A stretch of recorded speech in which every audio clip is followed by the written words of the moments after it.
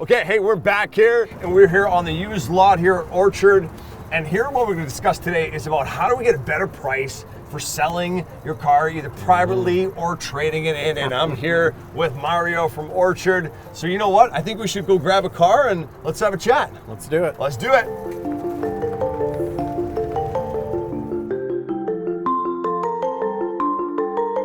We're here. We got this. What is this? What is this thing again? It's a 2020 Edge ST model here. Nice. One of the nicest ones we got, though. Nice ones you got. It's a good looking one. Look, I've heard, I love my cars clean, got them detail on them and all that. How important is that? Like, does it really matter if you bring it in to you guys, or what's about that?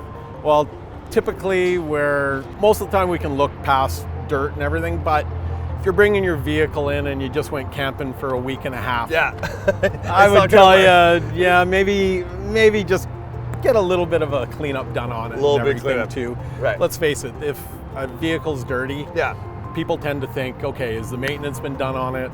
Right. That sort of thing. Yeah, okay, so maintenance. Like, I'm holding a sheet of paper, we got some notes here. What about all the sheets of paper from the oil changes and all that? Like, do I need to keep those? The older a vehicle gets, the more kilometers that are on it, the more maintenance is required. Right. A higher K, you're probably going to need 5, 6, 7 oil changes. Right. There's brakes that need to be done. There's flushes that need to be done. So if you have the paperwork on that and shows that it's been done, when we take the vehicle in on trade, we don't have to spend the money on it because you've done it. So it's going to cost us less to get it on our lot. And so we're able to give you more. Oh, interesting. So keeping the paperwork, keeping everything on track. Is it easy to pull that these days? Like, what about a lot of electronic? Is it easy just to pull it? Let's say I get my services here. Is it easy just to get all that records? If you're servicing with our dealership, obviously our computer has everything, all the records and everything on it. Yeah. If you're going to different dealerships, some of the lube change places and everything, hold on to those receipts. Yeah. Put them in a file. Yeah, that makes it better. Yeah, we like seeing that file that's an inch thick, and with all the maintenance is done, and it's great. Okay, what about, so when I'm trading the vehicle, what about kilometers? Like, sometimes, do they matter how many kilometers is on that vehicle, or is there, like, I'm just thinking between like 2,000 or 3,000 kilometers, is there a difference? Not really, but is there one, and does it help? Will I get a better deal? Actually, depending. So that's tied into warranty. Okay. So if you have a vehicle with 54,000 kilometers and you're trading in it and it has 57,000 kilometers, doesn't really matter. Got it. Because most vehicles, that basic bumper-to-bumper warranty that we could say is tied to a 3-year, 60,000 kilometer warranty. Ah, got it. So a vehicle with 59,000 kilometers on it is still under warranty.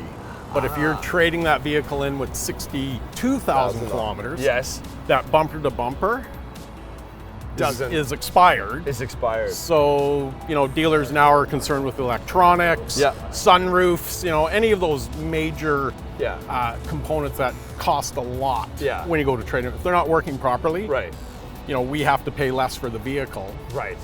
Because we have to repair it in order to put it on our lot and sell it to the next customer. So kilometers do matter. Kilometers do matter. Okay, interesting. So, what about like in the age of kind of internet, right? There's so much that you can do our own research. You can go to different websites. You get it.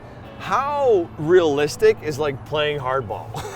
Right, like coming in, it's like, no, I'm gonna get this. This is what you owe me. Like, reality. What's the reality check on it? There's a couple of ways you can do the negotiation part of it. Typically what I find is customers hate negotiating. Right. So what I prefer is I would rather price vehicles here at a great price. Here you go.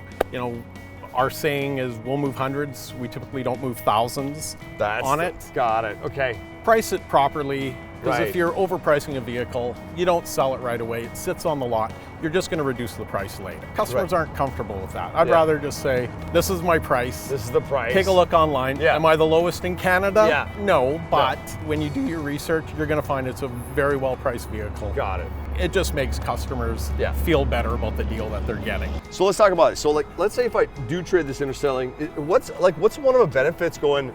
I'm always thinking, hey, privately, I'm going to go get more money from it, right? If I'm a dealership's always going to take on it. Like, what are they going to do? Is there any benefits actually going through dealership that you can't go through private? Well, if you're purchasing another vehicle, what ends up happening is the trade value that we give you for your vehicle, and just use rough numbers. So a $40,000 trade in, and you're buying a $60,000 vehicle. That $40,000 trade and the $60,000, it's a $20,000 difference. Right.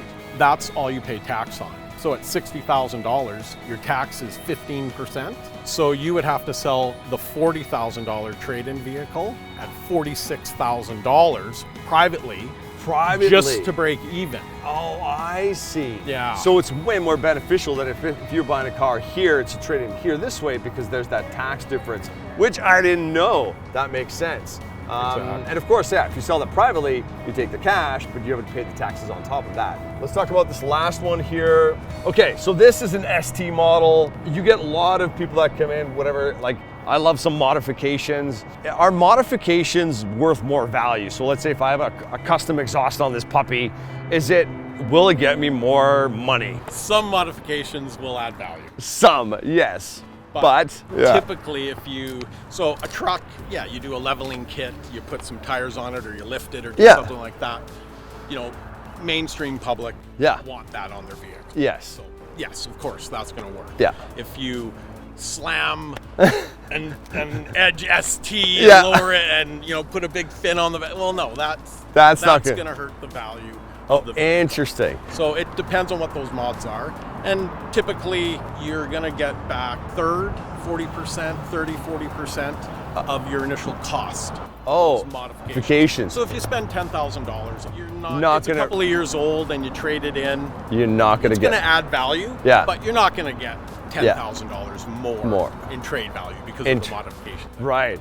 And I think we had this conversation too, where like, you have to sell that car to an audience, right? So you don't want to limit your, if it's super, super niche, it's just like people aren't gonna want to buy it, right? So that was one thing I know when we were chatting about this, that was one thing definitely learned. So what you're saying is don't slam this on the ground. Don't slam it. Okay. No, all right. Keep this one stopped. Keep this is one you want to kind of keep amazing. All right. Yeah. So there you go. There's some tips on how to get the best possible price for your trade-in here at Orchard Ford. Until next time.